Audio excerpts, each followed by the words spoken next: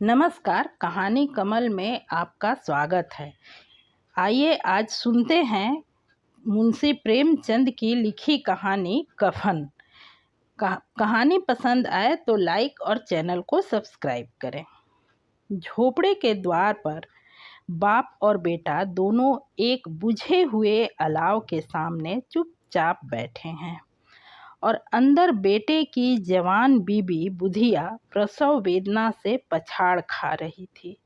रह रह कर उसके मुंह से ऐसी दिल दहला देने वाली आवाज़ निकलती थी कि दोनों कलेजा थाम लेते थे। जाड़ों की रात थी, प्रकृति सन्नाटे में डूबी हुई, सारा गांव अंधकार में लय हो गया था। घीसू ने कहा, मालूम होता है बचेगी नहीं, सारा दिन दौड़ते हो गया। जा देख तो आ। माधव चिढ़कर बोला, मरना ही तो है, जल्दी मर क्यों नहीं जाती, देख कर क्या करूं मैं। तू बड़ा बेदर्द है बे। साल भर उसके साथ सुख चैन से रहा, उसी के साथ इतनी बेवफाई। तो मुझसे तो उसका तड़पना और हाथ पैर पटकना नहीं देखा जाता। चमारों का कुनबा था और सारे गांव में बदनाम। घीसू एक दिन काम करता तो 3 दिन आराम करता। माधव इतना कामचोर था कि आधे घंटे काम करता तो आधे घंटे भर चीलम पीता। इसलिए उन्हें कहीं मजदूरी नहीं मिलती थी। घर में मुट्ठी भर भी अनाज मौजूद हो तो उनके लिए काम करने की कसम थी।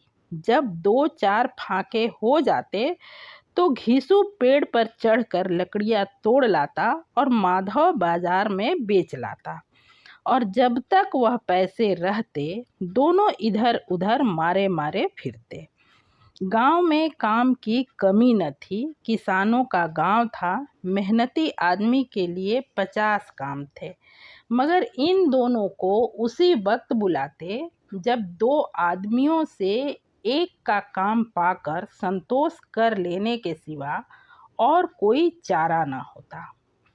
अगर दोनों साधु होते तो उन्हें संतोष और धैर्य के लिए संयम और नियम की बिल्कुल जरूरत न होती। यह तो इनकी प्रवृत्ति ही थी। विचित्र जीवन था इनका। घर में मिट्टी के 2-4 बर्तन के सिवा कोई संपत्ति नहीं। फटे चिथड़ों से अपनी नग्नता को ढांके हुए जिए जा रहे थे। संसार की चिंताओं से मुक्त, कर्ज से लदे हुए। गालियां भी खाते, मार भी खाते, मगर कोई गम नहीं। दिन इतने कि वसूली की बिल्कुल आस न रहने पर भी लोग इन्हें कुछ न कुछ कर्ज दे ही देते। मटर आलू की फसल में दूसरों के खेतों से मटर या आलू उखाड़ लाते और भून भान कर खा लेते, या 10-5 ऊख उखाड़ लाते और रात को चूसते। घीसू ने इसी अवकाश वृत्ति से 60 साल की उम्र काट दी और माधव भी सपूत बेटे की तरह बाप ही के पद चिन्हों पर चल रहा था, बल्कि उसका नाम और भी उजागर कर रहा था। इस वक्त भी दोनों अलाव के सामने बैठकर आलू भून रहे थे, जो कि किसी खेत से खोद लाए थे। घीसू की स्त्री का तो बहुत दिन हुए देहांत हो गया था। माधव का ब्याह पिछले साल हुआ था। जब से यह औरत आई थी उसने इस खानदान में व्यवस्था की नींव डाली थी और इन दोनों बेगैरतों को दोजख भरती रहती थी। जब से वह आई यह दोनों और भी आराम तलब हो गए थे, बल्कि कुछ अकड़ने भी लगे थे। कोई कार्य करने को बुलाता तो निब्राज भाव से दुगुनी मजदूरी मांगते। वही औरत आज प्रसव वेदना से मर रही थी और यह दोनों इसी इंतजार में थे कि वह मर जाए तो आराम से सोएं। घीसू ने आलू निकाल कर छीलते हुए कहा, जाकर देख तो क्या दशा है उसकी। चुड़ैल का फिसाद होगा और क्या। यहाँ तो ओझा भी 1 रुपया मांगता है। माधव को भय था कि वह कोठरी में गया तो घीसू आलूओं का बड़ा भाग साफ कर देगा। बोला, मुझे वहाँ जाते डर लगता है। डर किस बात का है, मैं तो हूँ यहाँ बैठा। तो तुम ही जाकर देखो ना। मेरी औरत जब मरी थी तो मैं 3 दिन तक उसके पास से हिला तक नहीं, और फिर मुझसे लजाएगी कि नहीं। जिसका कभी मुंह नहीं देखा, आज उसका उघड़ा हुआ बदन देखूं। उसे तन की सुध भी तो होगी नहीं। मुझे देख लेगी तो खुलकर हाथ पांव भी ना पटक सकेगी। मैं सोचता हूँ कोई बाल बच्चा हुआ तो क्या होगा। सोंठ गुड़ तेल कुछ भी तो नहीं है घर में। सब कुछ हो जाएगा, भगवान दें तो। जो लोग अभी 1 पैसा नहीं दे रहे वे ही कल बुलाकर रुपए देंगे। मेरे 9 लड़के हुए, घर में कभी कुछ न था, मगर भगवान ने किसी न किसी तरह बेड़ा पार ही लगाया। जिस समाज में रात दिन मेहनत करने वालों की हालत उनकी हालत से कुछ बहुत अच्छी न थी, और किसानों के मुकाबले में वे लोग जो किसानों की दुर्बलताओं से लाभ उठाना जानते थे कहीं ज़्यादा संपन्न थे, वहाँ इस तरह की मनोवृत्ति का पैदा हो जाना कोई अचरज की बात न थी। हम तो कहेंगे घिसू किसानों से कहीं ज़्यादा विचारवान था, और किसानों के विचार शून्य समूह में शामिल होने के बदले बैठकबाजों की कुत्सित मंडली में जा मिला था। हाँ, उसमें यह शक्ति न थी कि बैठकबाजों के नियम और नीति का पालन करता। इसलिए जहाँ उसकी मंडली के और लोग गांव के सरगना और मुखिया बने हुए थे, उस पर सारा गांव उंगली उठाता था। फिर भी उसे यह तस्कीन थी कि अगर वह फटे हाल है तो कम से कम उसे किसानों की सी जी तोड़ मेहनत तो नहीं करनी पड़ती, और उसकी सरलता और निरीहता से दूसरे लोग बेजा फायदा तो नहीं उठाते। दोनों आलू निकाल निकाल कर जलते जलते खाने लगे। कल से कुछ नहीं खाया था, इतना सब्र न था कि ठंडा हो जाने दें। कई बार दोनों की जबानें जल गई। छिल जाने पर आलू का बाहरी हिस्सा जबान, हलक और तालू को जला देता है, और उस अंगारे को मुंह में रखने से ज़्यादा खैरियत इसी में थी कि वह अंदर पहुंच जाए। वहाँ उसे ठंडा करने के लिए काफ़ी सामान है, इसलिए दोनों जल्द से जल्द निगल जाते। हालांकि इस कोशिश में उनकी आंखों से आंसू निकल आते। घीसू को उस वक्त ठाकुर की बारात याद आई जिसमें 20 साल पहले वह गया था। उस दावत में उसे जो तृप्ति मिली थी वह उसके जीवन में एक याद रखने लायक बात थी, और आज भी उसकी याद ताज़ा थी। बोला, वह भोज नहीं भूलता। तब से फिर उस तरह का खाना और भर पेट नहीं मिला। लड़की वालों ने सबको भर पेट पूड़ियाँ खिलाई थी। सबको, छोटे बड़े सब ने पूड़ियाँ खाई, और असली घी की चटनी, रायता, 3 तरह के सूखे साग, एक रसेदार तरकारी, दही, चटनी, मिठाई। अब क्या बताऊं कि उस भोज में क्या स्वाद मिला। कोई रोक टोक नहीं था। जो चीज़ चाहो मांगो, जितना चाहो खाओ।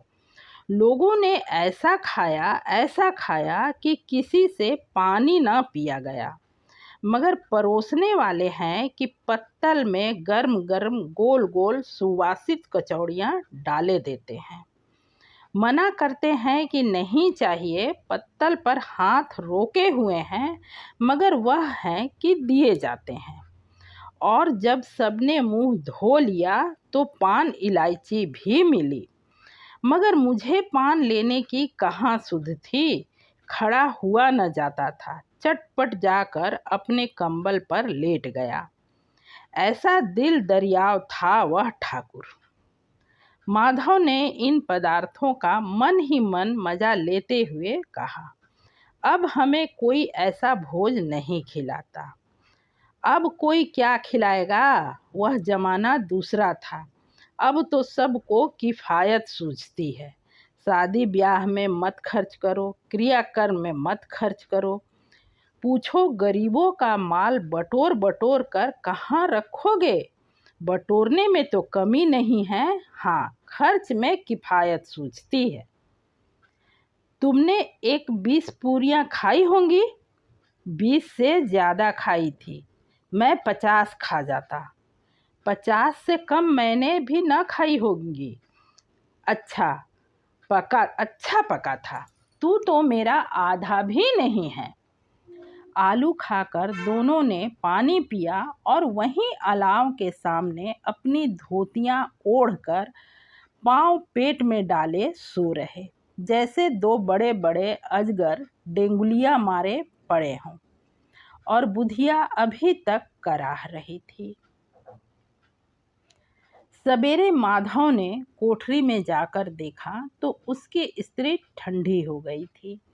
उसके मुंह पर मक्खियां भिनक रही थी। पथराई हुई आंखें ऊपर को टंगी हुई थी। सारी देह धूल से लथपथ हो रही थी। उसके पेट में बच्चा मर गया था। माधव भागा हुआ घिसू के पास आया। फिर दोनों जोर जोर से हाय हाय करने और छाती पीटने लगे। पड़ोस वालों ने यह रोना धोना सुना तो दौड़े हुए आए और पुरानी मर्यादा के अनुसार इन अभागों को समझाने लगे। मगर ज़्यादा रोने पीटने का अवसर न था। कफन की और लकड़ी की फिक्र करनी थी। घर में तो पैसा इस तरह गायब था जैसे चील के घोंसले से मांस। बाप बेटे रोते हुए गांव के जमींदार के पास गए। वह इन दोनों की सूरत से नफरत करते थे। कई बार इन्हें अपने हाथों से पीट चुके थे।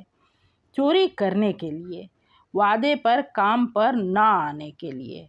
पूछा, क्या है बे घिसुआ, रोता क्यों है? अब तो तू कहीं दिखाई भी नहीं देता। मालूम होता है इस गांव में रहना नहीं चाहता। घिसू ने जमीन पर सिर रखकर आंखों में आंसू भरे हुए कहा, सरकार बड़ी विपत्ति में हूँ। माधव की घरवाली रात को गुजर गई। रात भर तड़पती रही सरकार। हम दोनों उसके सिरहाने बैठे रहे। दवा दारू जो कुछ हो सका सब किया।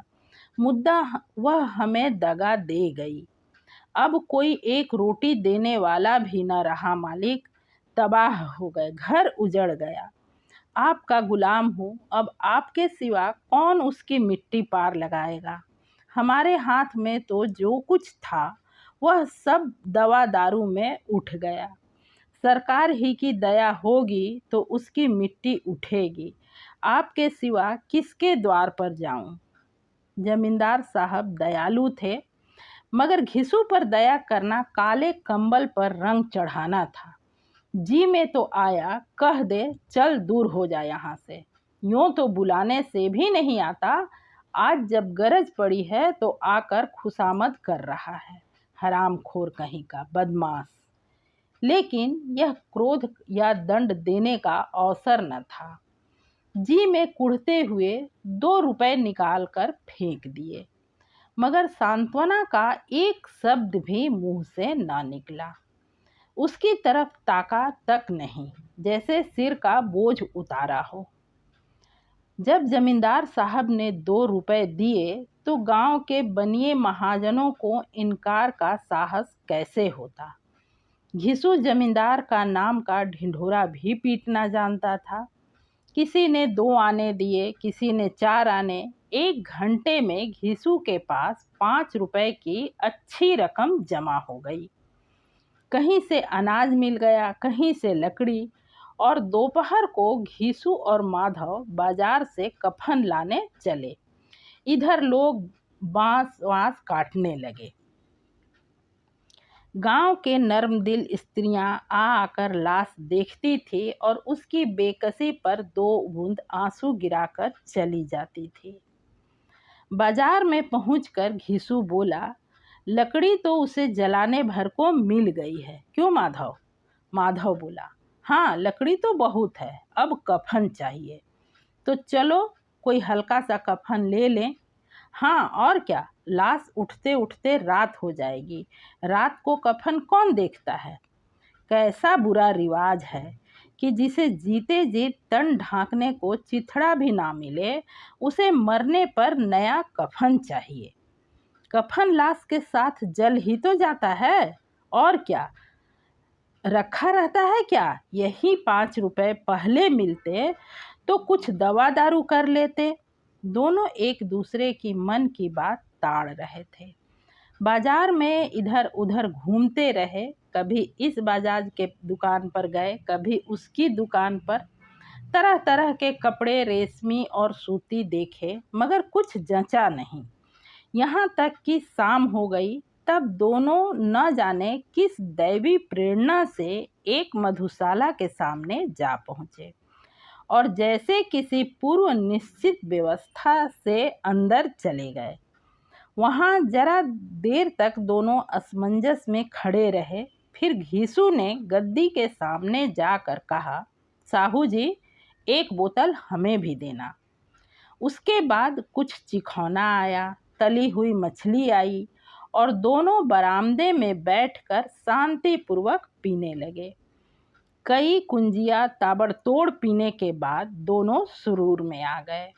घीसू बोला, कफन लगाने से क्या मिलता है? आखिर जल ही तो जाता, कुछ बहू के साथ तो न जाता। माधव आसमान की तरफ देखकर बोला, मानो देवताओं को अपने निष्पापता का साक्षी बना रहा हो। दुनिया का दस्तूर है, नहीं लोग बाभनों को हजारों रुपए क्यों दे देते? कौन देखता है परलोक में मिलता है या नहीं। बड़े आदमियों के पास धन है, फूके, हमारे पास फूकने को क्या है? लेकिन लोगों को जवाब क्या दोगे? लोग पूछेंगे नहीं कि कफन कहाँ है? घीसू हंसा, अबे कह देंगे कि रुपए कमर से खिसक गए, बहुत ढूंढा मिले ही नहीं। लोगों को विश्वास ना आएगा, लेकिन फिर वही रुपए देंगे। माधव भी हंसा इस अनपेक्षित सौभाग्य पर। बोला, बड़ी अच्छी थी बेचारी, मरी तो खूब खिला पिलाकर। आधी बोतल से ज़्यादा उड़ गई। घीसू ने 2 सेर पूड़ियाँ मंगवाई, चटनी, अचार, कलेजियाँ।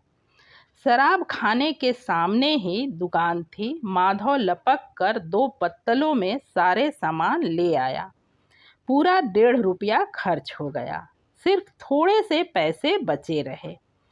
दोनों इस वक्त शान से बैठे पूड़ियाँ खा रहे थे, जैसे जंगल में कोई शेर अपना शिकार उड़ा रहा हो। न जवाबदेही का खौफ था, न बदनामी की फिक्र। इन सब भावनाओं को उन्होंने बहुत पहले ही जीत लिया था।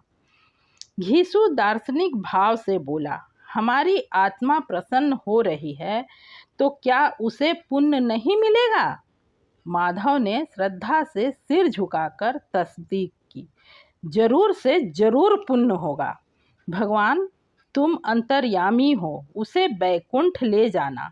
हम दोनों हृदय से आशीर्वाद दे रहे हैं।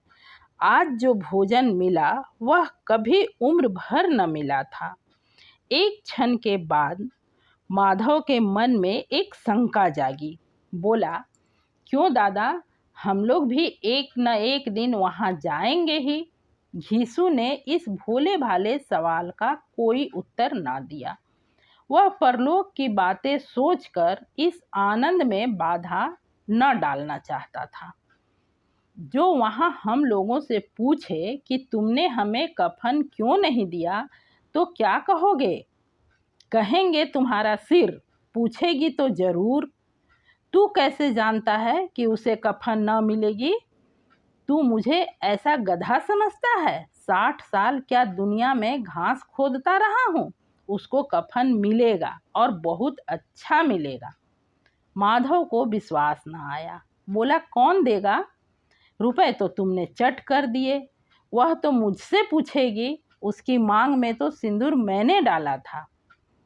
कौन देगा बताते क्यों नहीं? वही लोग देंगे जिन्होंने अबकी दिया। हाँ, अबकी रुपए हमारे हाथ ना आवेंगे।